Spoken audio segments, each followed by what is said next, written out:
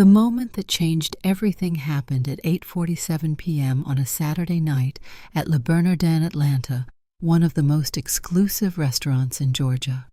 My daughter-in-law, Dakota Morrison Chen, was in the middle of what she thought was the perfect public humiliation, her voice carrying across the elegant dining room as she gestured dismissively at the wine list.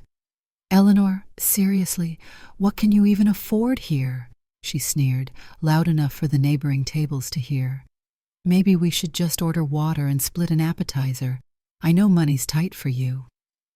That's when Marcus, our waiter for the evening, leaned down and whispered something in Dakota's ear that made her face drain of all color. What he told her would shatter every assumption she'd made about me over the past 3 years and transform our family dynamic forever. "Ma'am," Marcus had whispered discreetly, "Mrs. Chen owns 30% of this restaurant chain. She has her own private dining room upstairs, and her usual wine selection costs more than most people's monthly rent. My name is Eleanor Chen, and I'm 62 years old. To anyone looking at me that night, I probably seemed exactly like the financially struggling widow that Dakota thought I was. I was wearing a simple black dress I'd bought at Nordstrom Rack 2 years ago, carrying a modest purse from Target, and driving a 2019 Toyota Camry with 95,000 miles on it. I live in a small ranch house in Marietta, Georgia, clip coupons religiously, and shop for groceries at Walmart instead of Whole Foods. But what Dakota didn't know, what almost nobody in my family knew, was that I'm worth approximately $15.2 million. You see, what my daughter-in-law saw as poverty was actually the result of very deliberate choices I'd made after building one of the most successful software companies in the Southeast. Chen Technologies, the company I founded in my garage 12 years ago after my husband died, had grown into a multi-million-dollar enterprise with clients across 3 states and partnerships with some of the biggest names in the tech industry. But I'd learned something important during my journey from grieving widow to successful entrepreneur. Real wealth doesn't need to announce itself. Real wealth whispers while poverty shouts. And I'd chosen to live quietly, modestly, and purposefully, saving my money for things that actually mattered rather than things that impressed people I didn't respect. Dakota Morrison had married my son Jasper 3 years ago, and from day one, she'd made it clear that she found my lifestyle embarrassing. Dakota came from what she liked to call old Atlanta money. Her father owned a chain of car dealerships, her mother was active in the country club social scene, and Dakota herself had never worked a day in her life, but had very strong opinions about how money should be spent. She lived in a world where your worth was measured by your handbag, your car, and your zip code. Where showing up to family dinner in anything less than designer clothing was considered a personal insult. Where the idea of shopping at discount stores or using coupons was not just foreign, but actively offensive. To Dakota, I wasn't just financially struggling. I was socially embarrassing. I was the mother-in-law who showed up to upscale family gatherings looking like I'd shopped at department store clearance racks, because I had. I was the woman who brought homemade desserts to potluck dinners instead of expensive catered items, because I enjoyed baking and saw no reason to waste money on overpriced pastries when I could make something better myself. What Dakota couldn't understand was that my choices weren't driven by financial necessity. They were driven by values she'd never been taught. I'd grown up in rural Alabama, the daughter of a construction worker and a seamstress, in a house where every dollar was counted twice, and wasting money on appearances was considered not just foolish, but morally wrong. When my husband David died suddenly of a stroke 12 years ago, leaving me with a mountain of medical debt and a son in college, I'd made a promise to myself. I would build something that would ensure my family never struggled the way I had as a child. But I would do it without losing sight of what actually mattered. Chen Technologies started as a desperate attempt to pay David's medical bills. I'd been working as a systems administrator for a small accounting firm, and I'd noticed how many businesses were struggling with outdated software and inefficient data management. Using the life insurance money that barely covered David's funeral costs, I bought a used computer and taught myself advanced programming languages during the long, sleepless nights when grief made rest impossible. My first client was the accounting firm where I'd worked. They needed a custom inventory management system, and I built it for $3,000, money that went directly toward paying off David's cardiac care bills. Word spread, and within 6 months, I had 5 clients. Within a year, I had 15. Within 3 years, I was employing 12 people and had moved operations out of my garage into a real office space. But here's what made Chen Technologies different from other tech startups. I never forgot where I came from. I kept my overhead low, my prices fair, and my lifestyle modest. While other successful entrepreneurs were buying luxury cars and moving to expensive neighborhoods, I stayed in the same small house in Marietta, continued shopping at discount stores, and put every extra dollar back into the business or into investments that would provide long-term security. By the time Dakota married Jasper, Chen Technologies was generating over $2 million in annual revenue, and my personal investment portfolio was worth more than most people see in a lifetime. But Dakota saw a 62-year-old widow who drove an older car, wore discount clothing, and lived in a neighborhood she considered beneath her social aspirations. The irony was that Dakota's family, for all their emphasis on appearances and social status, was actually far less financially secure than I was. Her father's car dealerships were profitable, but they were also heavily leveraged and dependent on financing arrangements that could change with economic conditions. Her mother's country club lifestyle was maintained through careful budgeting and strategic social connections, not unlimited wealth. But Dakota had been raised to believe that image was everything, that the appearance of wealth was just as important as actual wealth, and that anyone who didn't prioritize luxury and status was either too poor to afford better or too unsophisticated to understand what mattered. So when Jasper brought Dakota to family gatherings, she saw my practical choices as embarrassments. She cringed when I pulled out coupons at restaurants. She made excuses when her friends asked about my modest car. She suggested, not so subtly, that maybe Jasper should help his struggling mother upgrade her wardrobe or move to a nicer neighborhood. What Dakota didn't know was that I could have bought her father's entire dealership chain without significantly impacting my net worth. I could have purchased the country club where her mother played tennis. I could have written a check for her wedding dress that cost more than her father spent on her entire wedding. But I chose not to, because I'd learned that the people who feel the need to display their wealth publicly are usually the people who have the least of it to spare.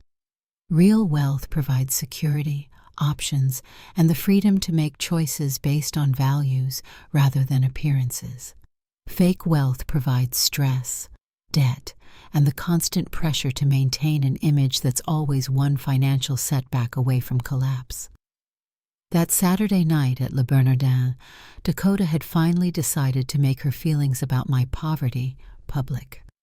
She'd chosen one of Atlanta's most exclusive restaurants for Jasper's birthday dinner, specifically because she knew it would highlight what she saw as my financial limitations.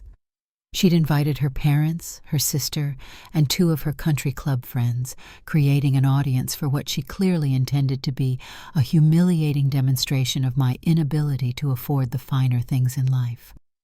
What she didn't know was that she'd chosen the one restaurant in Atlanta where my wealth couldn't be hidden, because I didn't just eat there occasionally. I owned part of it. She'd set the stage for her own humiliation in the one place where my financial success was impossible to disguise.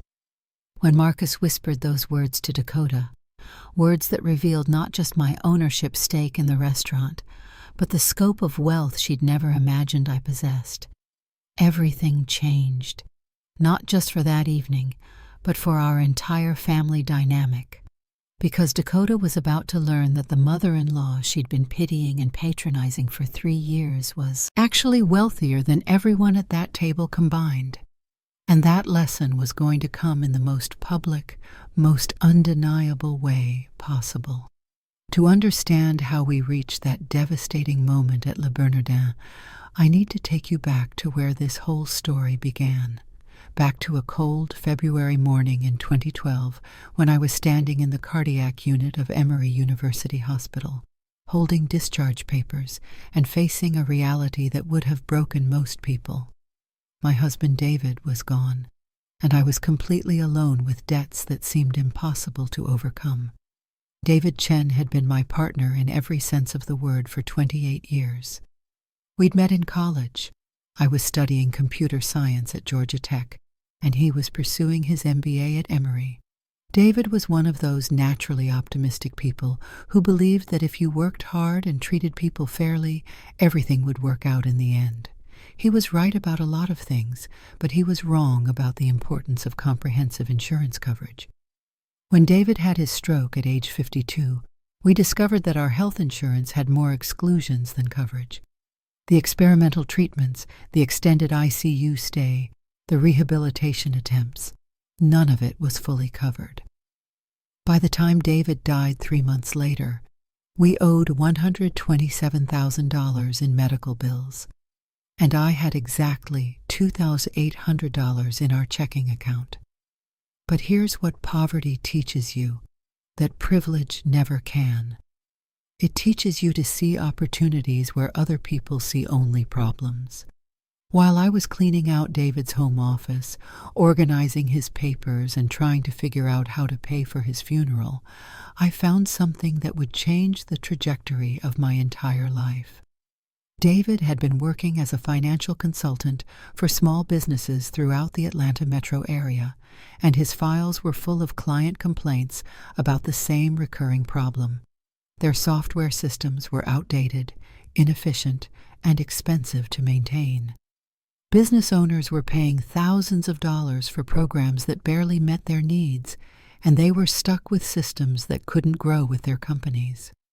I'd been working as a systems administrator for Henderson & Associates, a small accounting firm in Buckhead, making $38,000 a year, managing their computer networks and trying to keep their ancient software functioning.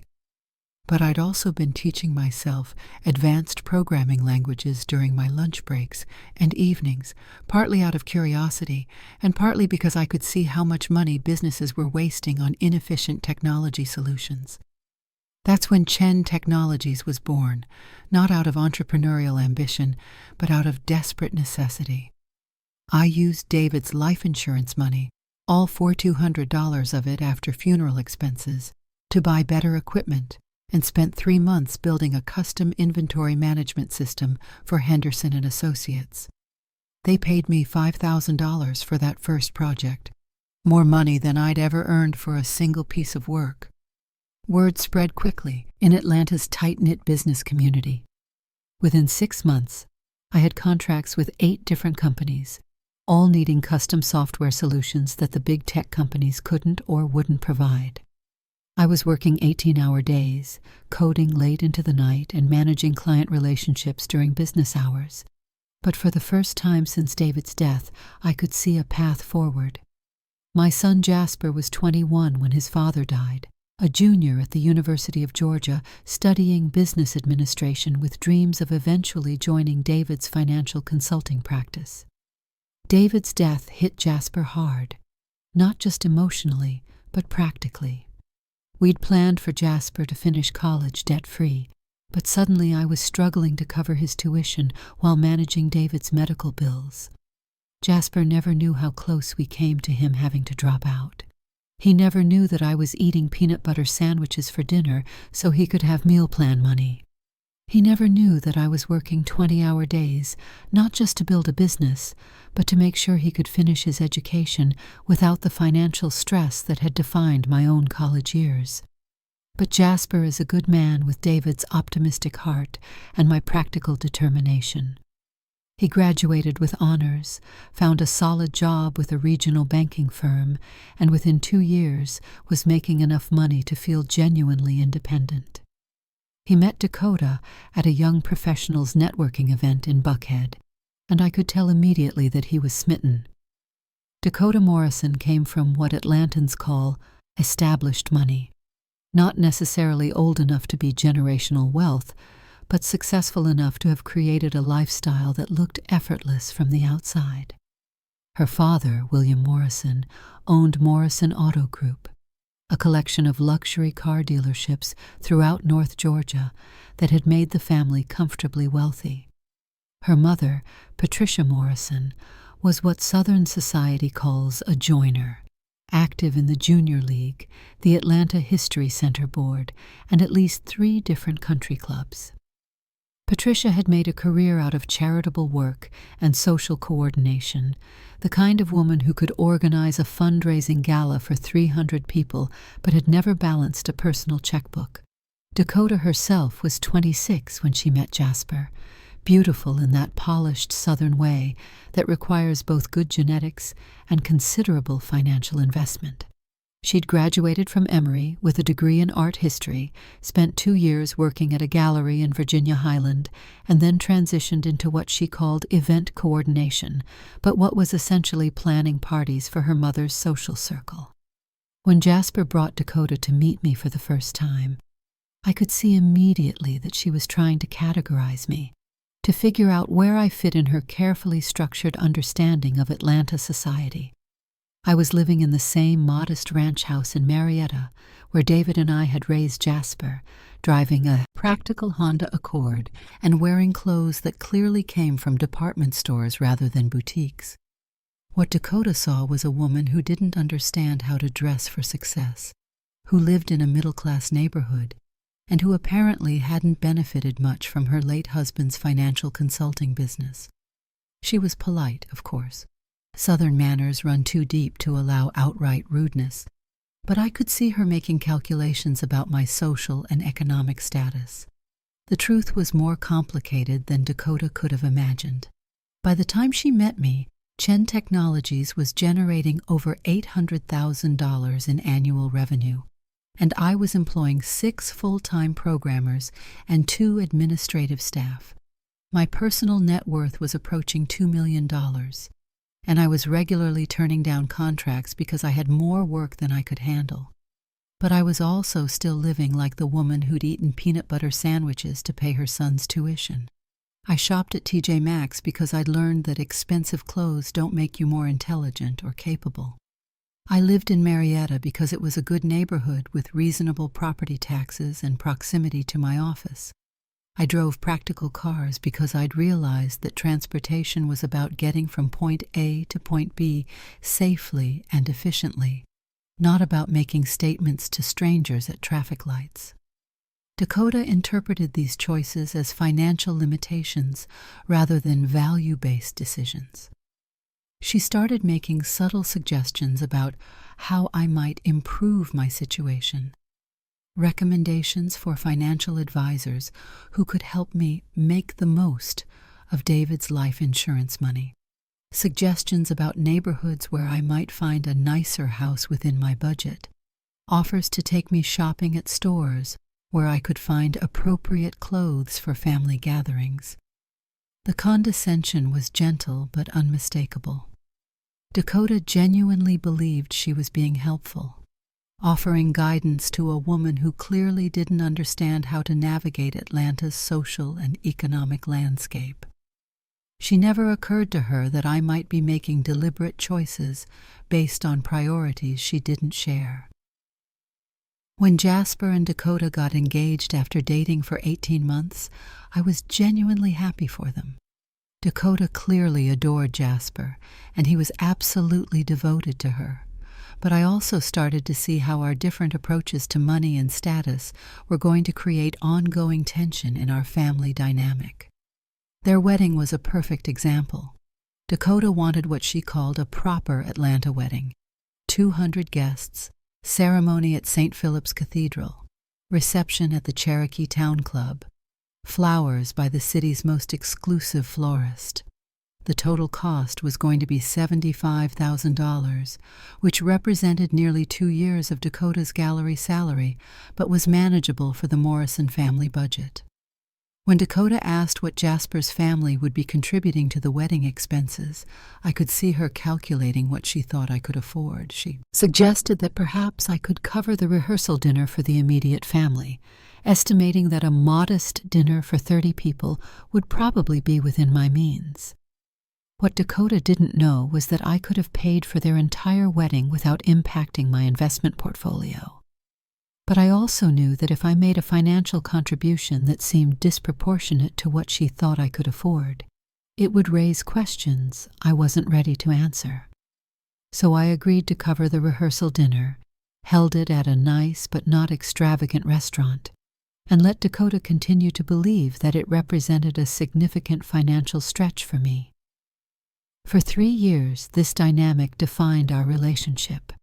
Dakota would make suggestions about how I could improve my financial situation, recommendations about budgeting and saving that she delivered with the sincere concern of someone who genuinely wanted to help. She'd offer to take me shopping for investment pieces that would help me look more professional, or suggest that maybe Jasper could help me refinance my house to get better terms.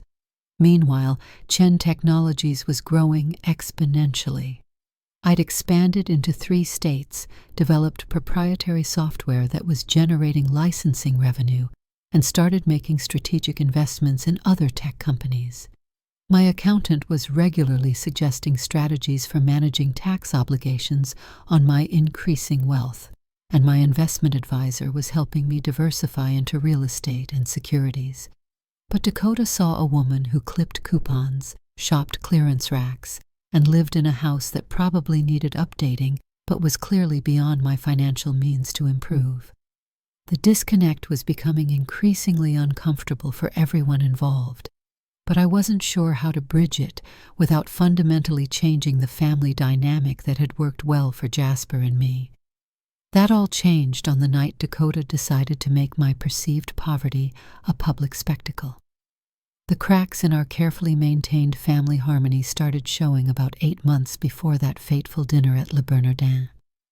It began with Dakota's increasingly bold suggestions about my financial choices, evolving from gentle hints into outright interventions that felt more like ambushes than conversations.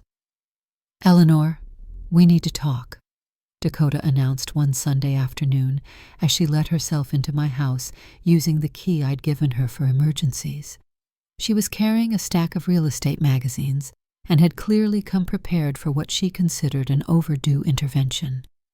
"I've been doing some research," she continued, settling into my living room like she was conducting a business meeting. "There are some really nice senior living communities in Alpharetta that would be perfect for you. Independent living, but with services available when you need them. And honestly, Eleanor, maintaining this house has got to be a financial strain." I looked around my comfortable ranch house, the house where I'd raised Jasper, where I'd built my business from nothing, where every room held memories of the life David and I had created together. To Dakota, it wasn't a home filled with history and emotional significance. It was a financial liability being managed by someone who didn't understand her own limitations. "Dakota, I appreciate your concern, but I'm perfectly happy here," I replied carefully. "But that's just it," Dakota pressed on, opening one of the magazines to a glossy spread of manicured lawns and resort-style amenities. "You're thinking about what makes you happy now, not what makes financial sense for your future. These communities have equity programs where you can actually build wealth instead of just maintaining an aging property." What Dakota didn't know was that I'd recently been approached by a developer who wanted to buy my entire neighborhood for a mixed-use project. My modest ranch house, purchased for $89,000 23 years ago, was now valued at $420,000. But more importantly, I didn't need to build wealth through real estate appreciation because I was already building wealth through business growth and strategic investments that generated far more return than any senior living equity program. The conversation that day marked a turning point in Dakota's approach to what she saw as my financial problems. She stopped making subtle suggestions and started making concrete plans for my improvement, often involving Jasper in discussions about my situation that I only learned about secondhand. "Mom, Dakota thinks maybe we should sit down and go over your budget together," Jasper mentioned during one of our weekly coffee dates. "She's really good with money management, and she's worried that you might be house poor." House poor. The irony was almost laughable. My house was paid off, my business was generating more profit than I could reasonably spend, and my investment portfolio was growing faster than I could track. But to Dakota, a woman who lived in a $750,000 townhouse with a $4,200 monthly mortgage payment, my choice to stay in a modest neighborhood looked like financial distress. The breaking point came last spring during Jasper's birthday celebration. Dakota had planned what she called a family dinner at Canoe, one of Atlanta's most upscale restaurants, with the explicit intention of treating Jasper to a meal that would be really special. When the check arrived, Dakota made a great show of insisting that she and Jasper would cover the entire bill. "Eleanor, please, this is our treat," she announced loudly enough for the neighboring tables to hear. "We know how expensive places like this can be, and we want tonight to be about celebrating Jasper without anyone worrying about money." The condescension was breathtaking. Dakota was sitting across from a woman whose monthly investment returns exceeded Dakota's annual salary, explaining that she understood how expensive a $200 dinner might be for someone in my position. Meanwhile, I was mentally calculating that the wine Dakota had ordered cost more than I typically spent on groceries in a month, not because I couldn't afford better, but because I saw no reason to pay premium prices for products that weren't meaningfully superior to less expensive alternatives. But what really pushed me toward a breaking point was the conversation I overheard 3 weeks later at Jasper and Dakota's housewarming party. I'd arrived early to help with setup and was arranging flowers in their kitchen when Dakota's sister Brittany arrived with 2 of their country club friends. "Oh, is that Jasper's mom?" one of the friends asked, gesturing toward me through the kitchen doorway. "Yes, that's Eleanor," Dakota replied, lowering her voice but not quite enough. "She's actually kind of a sad situation. Jasper's dad died about 12 years ago and left her with basically nothing. She's been struggling ever since, but she's too proud to accept help." "That's so hard," Brittany chimed in. "At least she has Jasper now to help take care of her." "Well, that's the thing," Dakota continued. "We're trying to help, but she makes these really poor financial decisions. She's still living in this tiny house in Marietta that's probably falling apart, driving a car that's got to be 10 years old, shopping at discount stores. We keep trying to give her advice about budgeting and planning, but I think she's just overwhelmed by managing money on her own." I stood frozen in that kitchen, holding a vase of flowers and listening to my daughter-in-law describe me as a charity case to her social circle.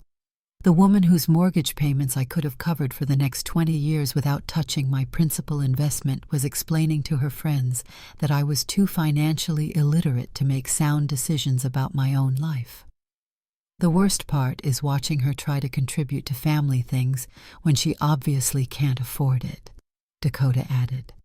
"Like, she insisted on paying for part of Jasper's birthday dinner last month, and you could tell it was probably her grocery money for the week." That birthday dinner where Dakota had made such a show of covering the check? I'd quietly slipped the server my credit card when Dakota was in the restroom, covering the entire $340 bill plus tip.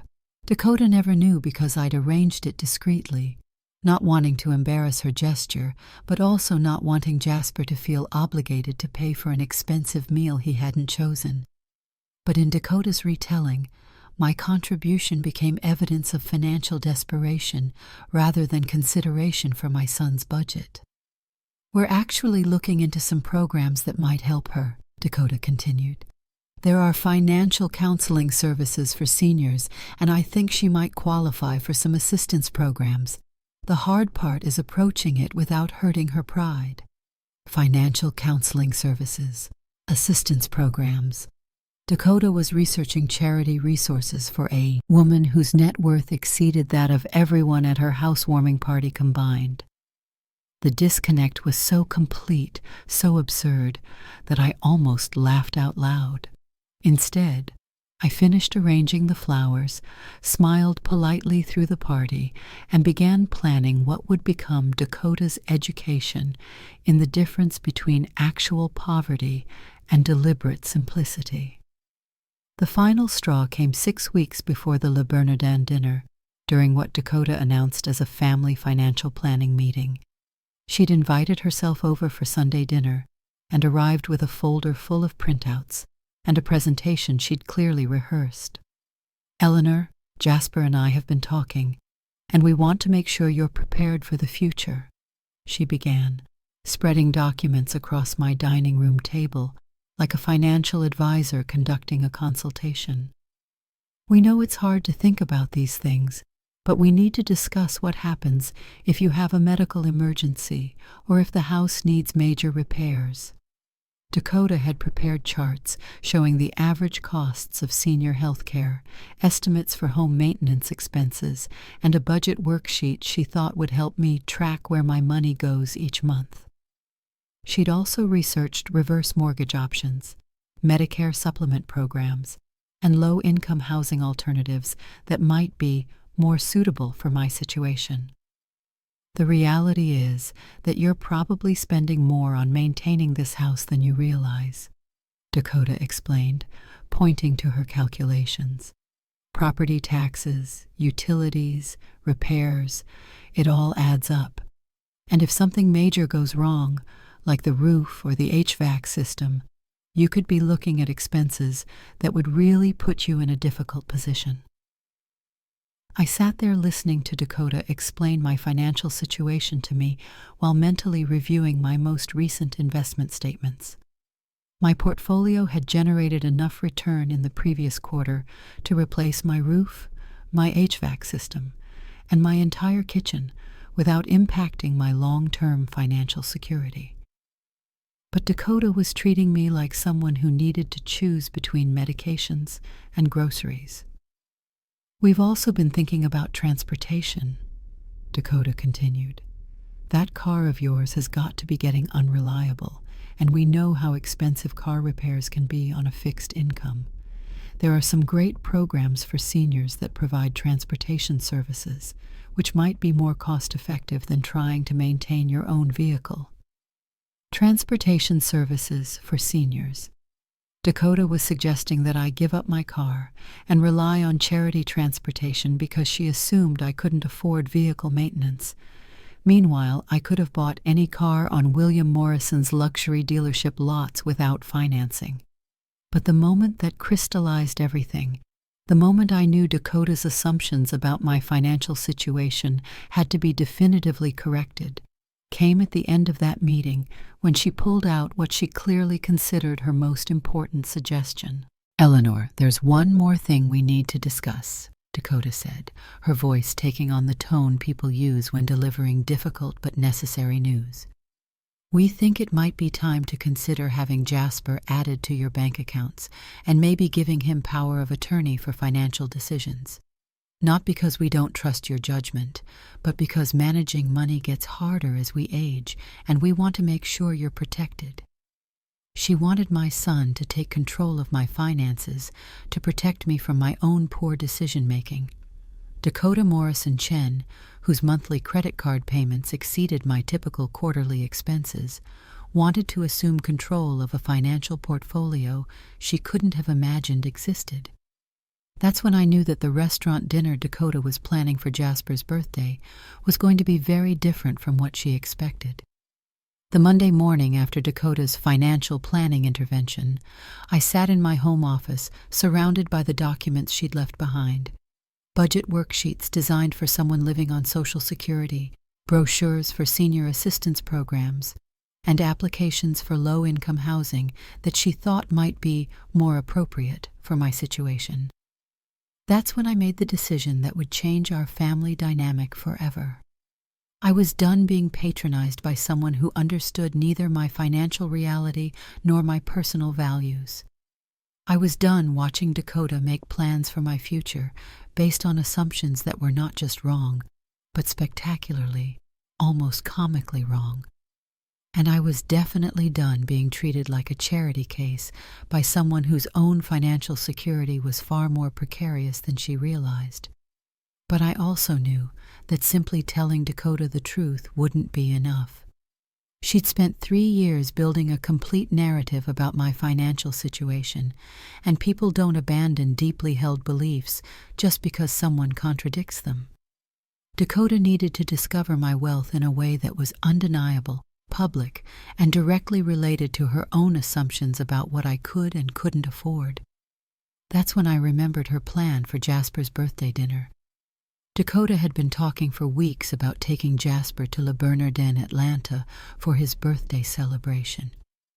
It was, she'd explained to anyone who would listen, the kind of restaurant that represented real fine dining, the sort of place where serious people went for important occasions. The implication was clear. This was far beyond anything I could afford or even appreciate. What Dakota didn't know was that Le Bernardin, Atlanta, held a very special significance in my financial portfolio. 3 years earlier, when the restaurant group had been looking for investors to fund their Atlanta expansion, my financial advisor had recommended it as a strategic investment opportunity. I'd put $400,000 into the project, giving me a 30% ownership stake in what had become one of the city's most successful upscale dining establishments. But my involvement went deeper than just financial investment. I'd worked closely with the management team during the restaurant's development, contributing technology solutions that streamlined their reservation system, inventory management, and customer relationship database.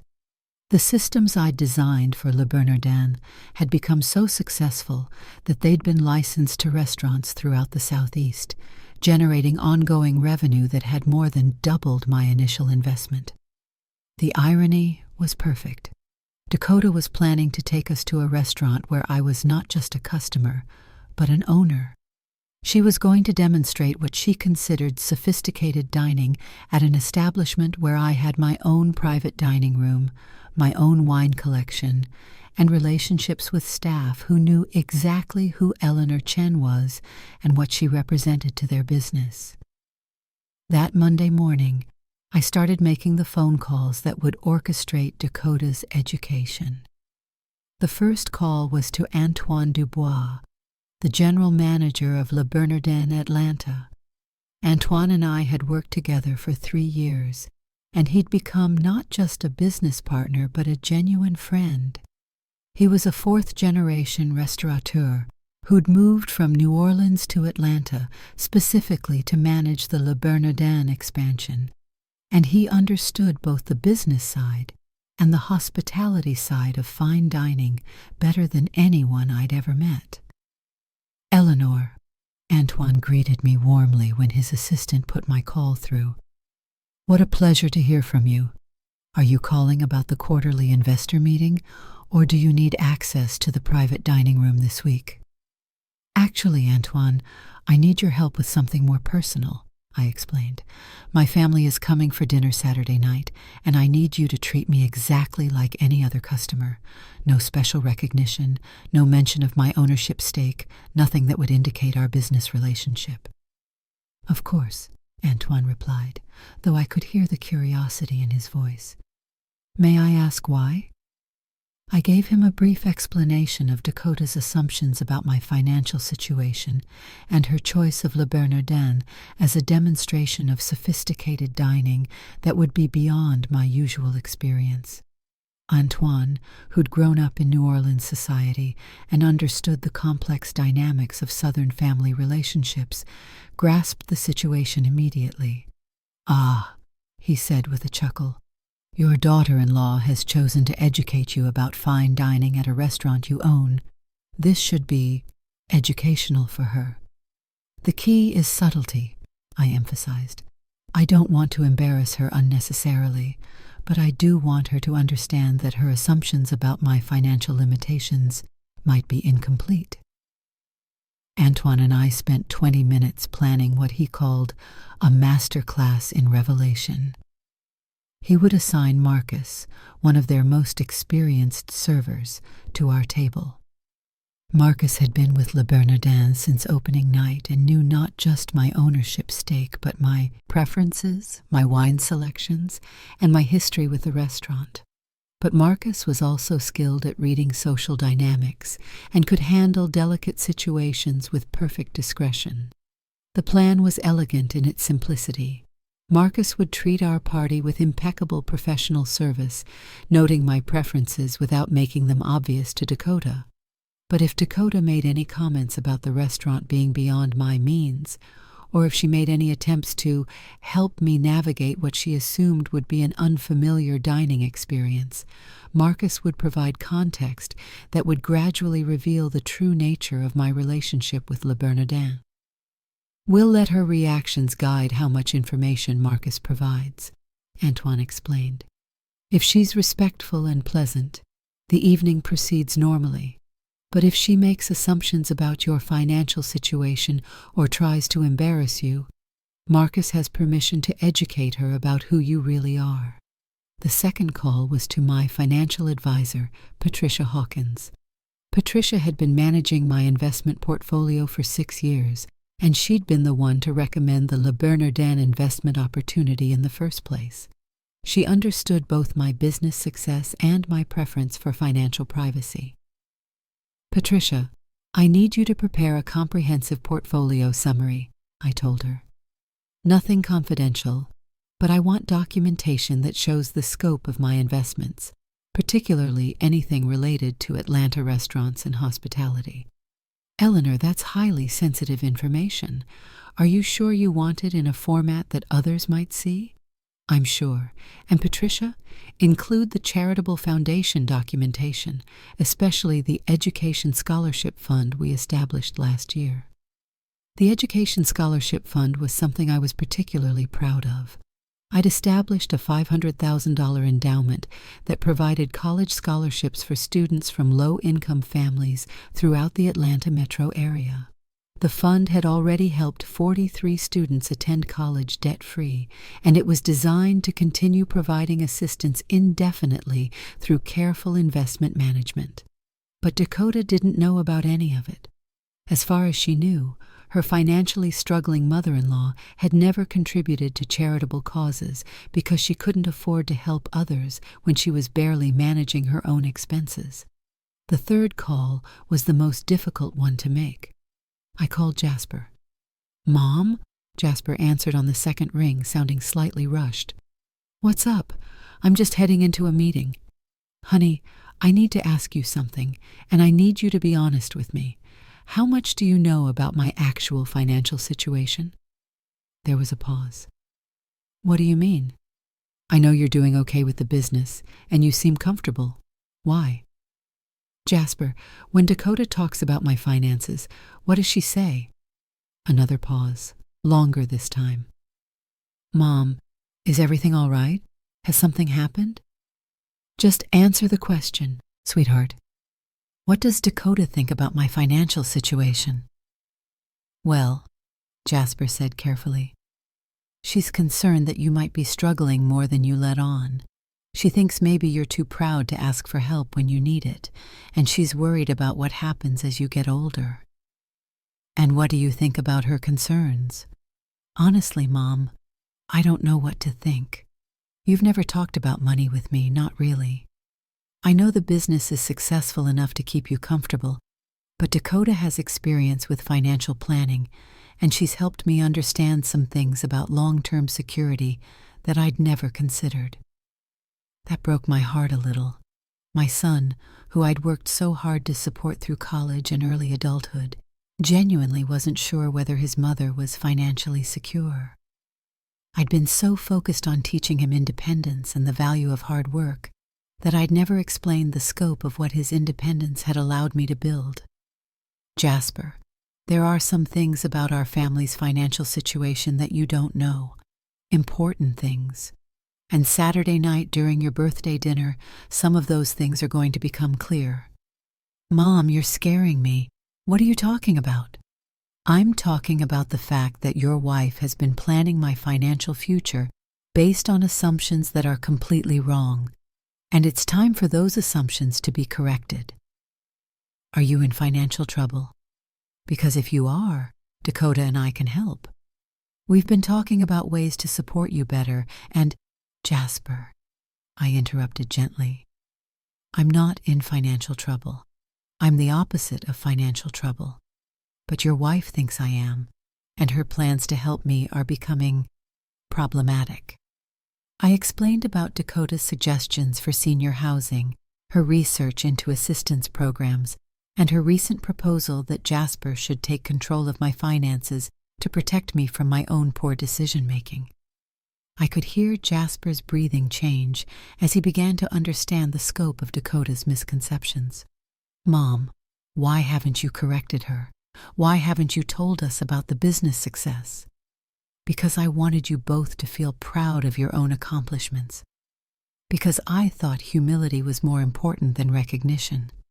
And because I never imagined that my choice to live modestly would be interpreted as financial desperation. So what happened Saturday night? Saturday night, your wife is going to learn that the mother-in-law she's been pitying is actually wealthier than her entire family combined, and she's going to learn it in the most undeniable way possible. That Friday afternoon, I drove to Le Bernardin to finalize the arrangements with Antoine. Walking through the restaurant always gave me a sense of pride and accomplishment. This wasn't just an investment that had performed well financially. It was a beautiful space that brought joy to thousands of people, employed over 60 staff members, and had become an integral part of Atlanta's culinary landscape. Everything is arranged, Antoine assured me as we reviewed the plans one final time. Marcus understands the situation, and he's prepared to handle whatever your daughter-in-law might say or do. Remember, I don't want to humiliate her unnecessarily. I just want her to understand that her assumptions about my limitations are incorrect. Of course, but Eleanor, you should be prepared for the possibility that this revelation might be quite shocking for her. She's built her entire understanding of your family dynamic on beliefs that are about to be completely overturned. That evening, I sat in my modest living room, surrounded by the simple furniture and practical decorations that Dakota found so disappointing, and reflected on what the next 24 hours would bring. Tomorrow night, everything would change. The careful balance I'd maintained between financial success and personal humility was about to be disrupted forever. But it was time. Dakota's condescension had moved beyond simple misunderstanding into active interference with my autonomy and dignity. She needed to learn that wealth isn't always visible, that financial success doesn't require conspicuous consumption, and that the person she'd been patronizing was actually the person who could afford to be most generous. By Sunday morning, Dakota would understand exactly who Eleanor Chen really was. Saturday evening, November 16th, 8:15 p.m. I was sitting in the passenger seat of Jasper's BMW as we pulled up to the valet stand at Le Bernardin, Atlanta, watching Dakota check her reflection in the side mirror one final time. She was wearing a black cocktail dress that probably cost more than my monthly grocery budget, paired with jewelry that she'd clearly chosen to demonstrate what she considered appropriate attire for serious fine dining. "Now, Eleanor," Dakota said, turning toward the back seat where I sat in my simple navy dress from Nordstrom Rack, "don't feel intimidated by this place. I know it's probably fancier than what you're used to, but just follow my lead and everything will be fine. Intimidated by a restaurant I owned 30% of, where I had my own private dining room, where the management team consulted me on menu development and wine selection. The irony was so complete that I almost laughed out loud. "I'll do my best," I replied simply. Marcus was waiting for us at the host stand, impeccably dressed in his formal black uniform and wearing the subtle smile that I'd seen him use with VIP guests for 3 years. He greeted us with perfect professional courtesy, making no indication that he knew me personally. "Good evening, and welcome to Le Bernardin, Atlanta. I'm Marcus, and I'll be taking exceptional care of you this evening," he said, his tone warm but appropriately formal. Dakota immediately took charge of the interaction, as I'd known she would. "We have a reservation under Chen for 8:30. It's a birthday celebration for my husband, and we're hoping for one of your best tables." "Of course," Marcus replied smoothly. "We have a beautiful table prepared for you with an excellent view of the dining room. Right this way, please." As we walked through the restaurant, I could see Dakota taking in every detail: the fresh flowers, the pristine white tablecloths, the subtle lighting that created an atmosphere of elegant intimacy. This was clearly her element, the kind of sophisticated environment where she felt confident and in control. "Isn't this lovely, Eleanor?" she said loud enough for nearby diners to hear. "I thought it would be nice for you to experience what real fine dining is like." We were seated at a prime table near the windows, with a perfect view of the restaurant's signature open kitchen. Marcus presented our menus with a flourish and began what I knew would be a carefully orchestrated performance. "Before we begin," Marcus said, "I'd like to mention that we have some exceptional wine selections this evening. We recently acquired a remarkable 2015 Burgundy that would pair beautifully with our signature dishes." Dakota's eyes lit up. This was her chance to demonstrate her sophistication while simultaneously highlighting what she assumed were my limitations. "That sounds wonderful," she said, "though we should probably see the wine list first to make sure we're all comfortable with the prices." She said this while looking directly at me, the implication clear. She was being considerate of my financial constraints. Marcus nodded and presented the wine list. Dakota opened it, and I watched her face change as she saw the prices. Even for someone from a wealthy family, a wine list where bottles routinely cost $200 to $800 was clearly more expensive than she'd anticipated. "Oh my," she murmured, then looked up at me with what she clearly intended as gentle concern. "Eleanor, maybe we should look at something more reasonable? I don't want you to feel pressured to spend more than you're comfortable with." That's when Marcus delivered the first revelation. "Excuse me," he said politely, "but are you by any chance Eleanor Chen?" The question hung in the air for a moment. Dakota looked confused, glancing between Marcus and me as if trying to understand why a waiter at an upscale restaurant would know my name. "Yes," I replied simply. Marcus's entire demeanor shifted, though so subtly that only someone who knew him well would notice. "Mrs. Chen, it's an honor to serve you this evening. Would you prefer your usual table in the private dining room, or are you comfortable here in the main restaurant?" Private dining room. The words hit Dakota like a physical blow. I could see her processing what she'd just heard, trying to reconcile the concept of my usual table with her understanding of my financial situation. "This table is perfect, Marcus. Thank you," I replied. "We're celebrating my son's birthday, and I think he'd enjoy the energy of the main dining room." "Excellent choice," Marcus said. "And shall I bring up a bottle from your private wine collection, or would you prefer to select something from tonight's featured list?" Private wine collection. Dakota's mouth actually fell open. She was staring at me like I'd suddenly started speaking a foreign language. "Marcus," Dakota interrupted, her voice tight with confusion. "I think there might be some mistake. This is Eleanor Chen, but I don't think she's—" I mean, there must be another Eleanor Chen who— "Ma'am," Marcus replied with perfect professional courtesy, "I've been serving Mrs. Chen for 3 years. There's no mistake." The silence at our table was deafening. Jasper was looking back and forth between Dakota and me, clearly trying to understand what was happening. Dakota was staring at me with an expression that combined shock, confusion, and the first dawning realization that everything she thought she knew about me might be wrong. "Mom," Jasper said slowly, "what is he talking about? What private wine collection?" Before I could answer, Antoine Dubois appeared at our table. Antoine's presence at a table was always significant. As general manager, he only personally greeted guests who were either celebrities, major investors, or longtime VIP customers.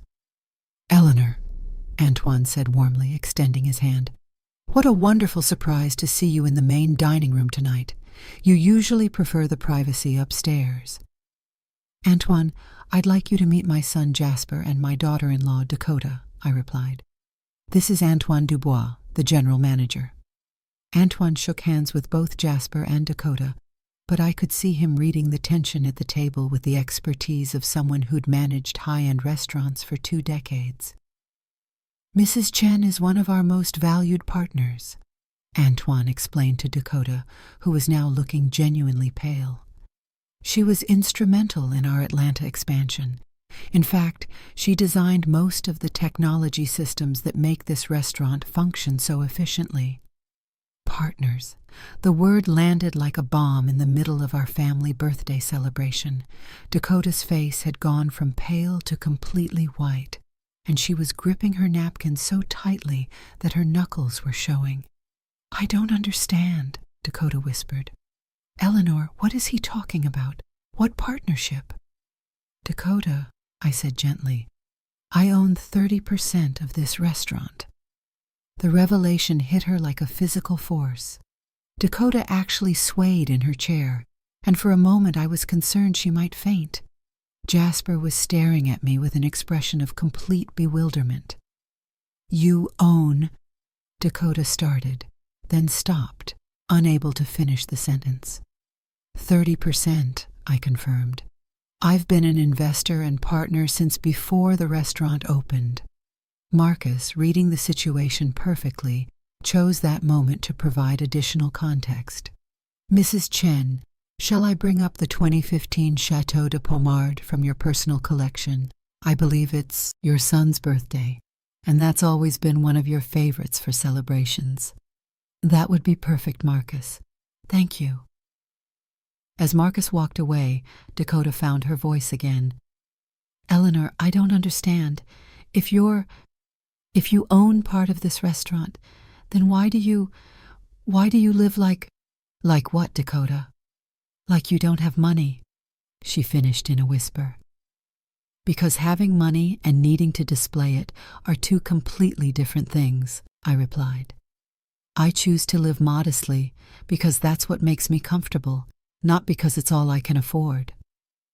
Antoine, sensing that our family conversation needed privacy, excused himself with characteristic grace. But before he left, he delivered one final piece of information that would complete Dakota's education. "Mrs. Chen, I don't want to interrupt your family celebration, but I did want to mention that the scholarship recipients from your education foundation sent thank you letters this week. 43 students this semester, quite an achievement." Scholarship foundation, the final piece of the puzzle that Dakota couldn't possibly ignore. I wasn't just wealthy enough to own part of an expensive restaurant. I was wealthy enough to send dozens of students to college every year. After Antoine left, our table sat in complete silence for nearly a full minute. Dakota was staring at me like she was seeing me for the first time, while Jasper looked like he was trying to solve a math problem that didn't add up. "Mom," Jasper said finally, "how much money do you have?"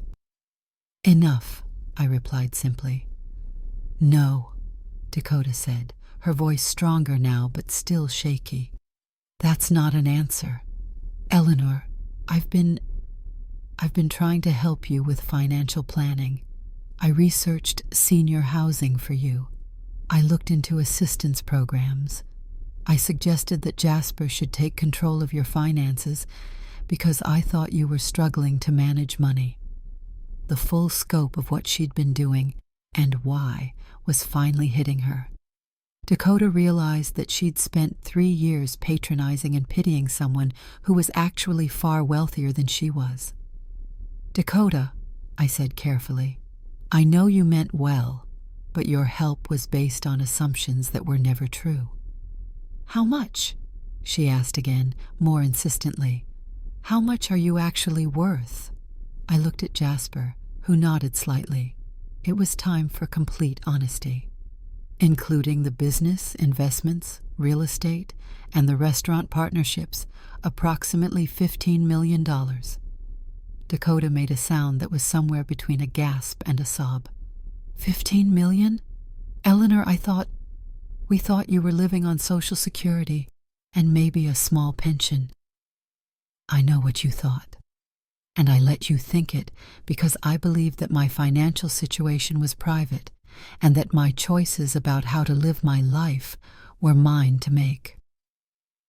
But why? Dakota asked desperately. If you have that much money, why do you live in that little house? Why do you shop at discount stores? Why do you clip coupons? Because those choices reflect my values, not my limitations. Because I learned the difference between wanting something and needing something. And because I'd rather spend my money on education scholarships and meaningful investments than on impressing people who measure worth by appearances. Marcus returned with the wine, a bottle that probably cost more than Dakota spent on groceries in a month. As he poured, Dakota sat in stunned silence, finally understanding that everything she thought she knew about her mother-in-law had been completely wrong. The woman she'd been trying to help with financial planning was actually one of the wealthiest people she'd ever met. The rest of that dinner at Le Bernardin passed in a surreal blur of expensive wine, perfectly prepared food, and the most uncomfortable silence our family had ever experienced. Dakota barely touched her meal, spending most of the evening staring at me like I was a stranger who'd somehow replaced her familiar mother-in-law. Jasper alternated between asking questions and sitting in stunned contemplation of how much about his own family he'd never understood. When Marcus brought the check, Dakota instinctively reached for her purse, the same gesture she'd made dozens of times before when treating me to meals she thought I couldn't afford. But this time, she stopped halfway, her hand frozen in the air as the absurdity of the situation hit her again. I was going to pay, she said softly, her voice barely above a whisper. I was going to pay for your dinner at a restaurant you own. Dakota, I replied gently. You were trying to be kind. There's nothing wrong with that impulse. But kindness based on false assumptions had created 3 years of condescension that couldn't be undone with a simple explanation. As we left the restaurant, with Marcus and Antoine bidding us farewell with the warmth reserved for valued VIP guests, I could see Dakota trying to process not just what she'd learned about me, but what it meant about her own behavior over the past 3 years.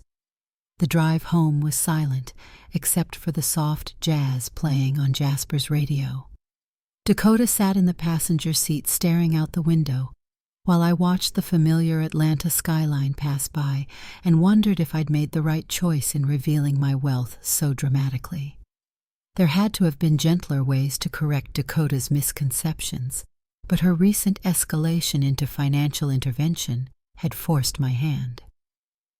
When we reached my house in Marietta, the modest ranch house that Dakota had been trying to convince me to leave for senior housing, she finally broke the silence.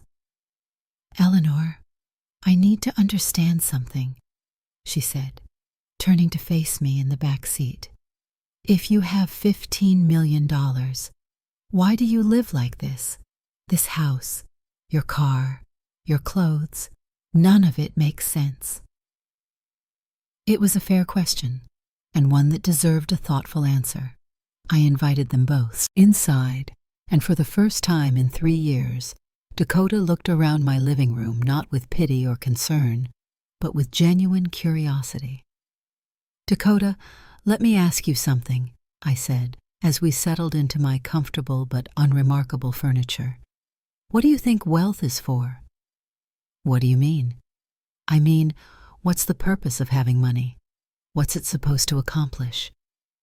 Dakota considered this for a moment. "Security, I guess. And freedom. The ability to do things you want to do, buy things you want to have." "And what do you think I want to do? What do you think I want to have?" I don't know," Dakota admitted. "I thought I knew, but obviously I was wrong about everything."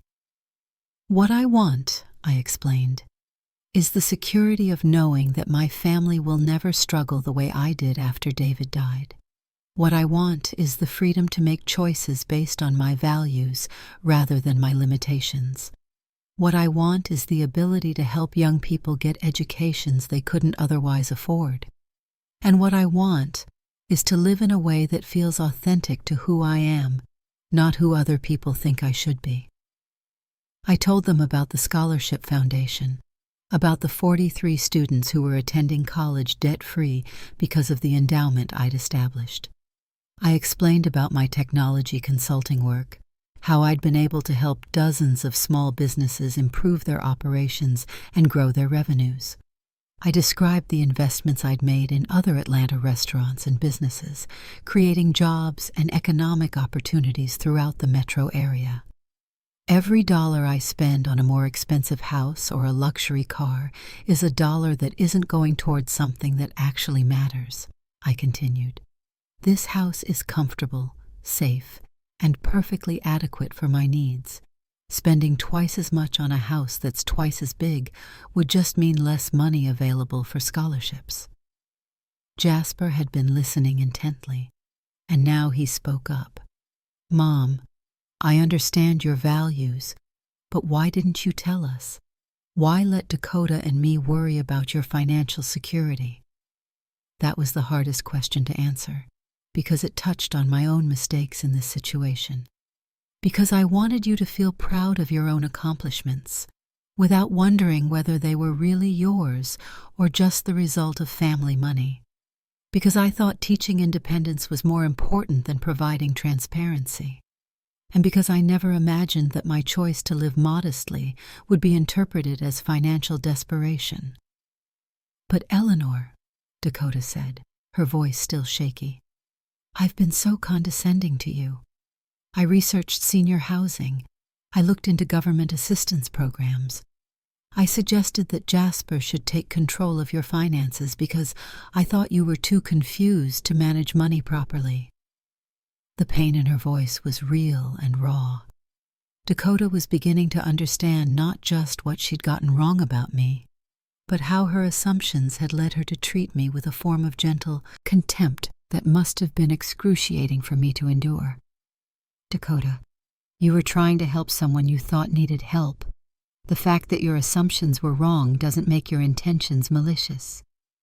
"But I was so smug about it," she continued, tears starting to flow. "I thought I was so much more sophisticated than you, so much better at understanding how money works. I actually researched financial counseling services for you. I thought you needed charity. And now you know that I've been providing charity, not needing it."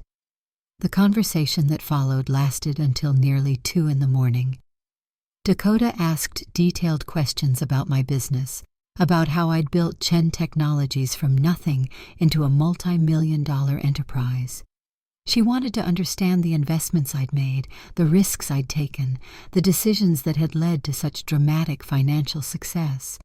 But more importantly, she wanted to understand my values, why I chose to live below my means, why I prioritized helping others over impressing people, why I found satisfaction in anonymity rather than recognition. "I've never met anyone like you," Dakota said finally. "Everyone I know who has serious money wants other people to know about it. They want the status, the recognition, the respect, that comes with wealth. But you see, I replied, real respect doesn't come from what you own. It comes from what you do with what you own. And real wealth isn't about having enough money to impress people. It's about having enough money that you don't need to impress people. The transformation in Dakota's behavior over the following weeks was remarkable. The condescending suggestions about my lifestyle stopped completely, replaced by genuine curiosity about my business and my values. She started asking for advice about financial planning, not because she thought I needed guidance, but because she'd realized I had expertise she could learn from. More significantly, Dakota began to examine her own relationship with money and status.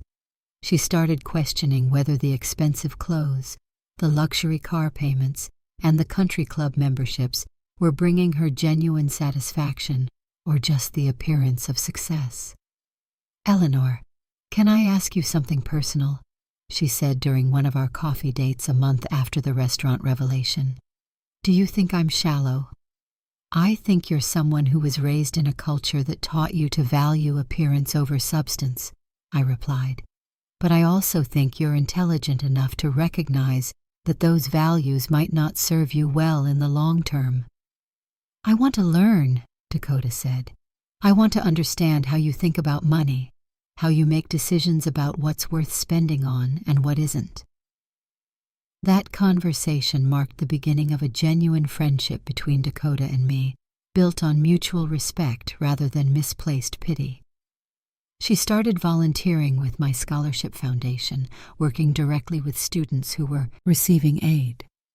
She discovered that the satisfaction of helping someone achieve their educational dreams was far more meaningful than the temporary pleasure of buying expensive accessories. 6 months later, Dakota and Jasper made a decision that surprised everyone in their social circle. They sold their expensive townhouse and bought a modest ranch house 3 blocks from mine.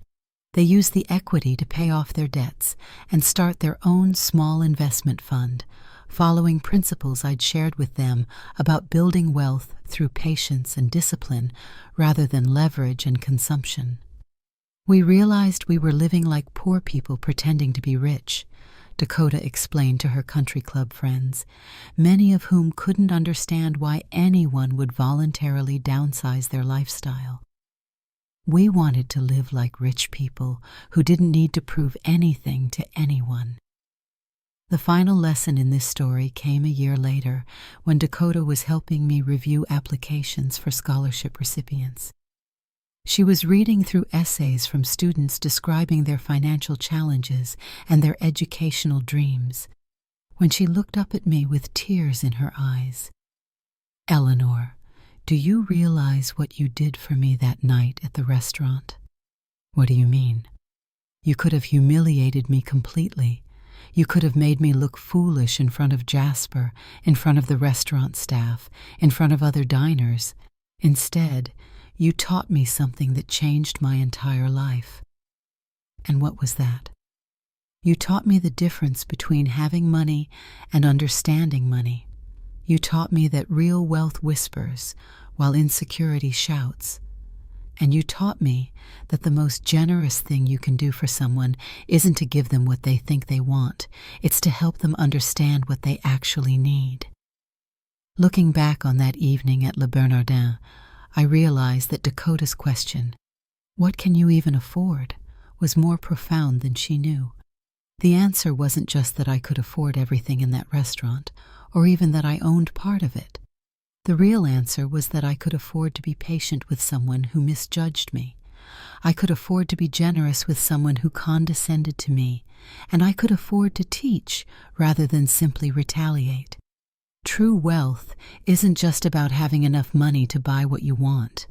It's about having enough security to be kind to people who underestimate you, enough confidence to live according to your own values, regardless of what others think, and enough wisdom to understand that the most valuable things in life, respect, love, and genuine satisfaction, can't be purchased at any price. Dakota learned that lesson the hard way, but she learned it completely. And our family is stronger now because we built our relationship on truth rather than assumptions, on mutual respect rather than misplaced charity. Sometimes the most expensive education is the one that costs you your pride.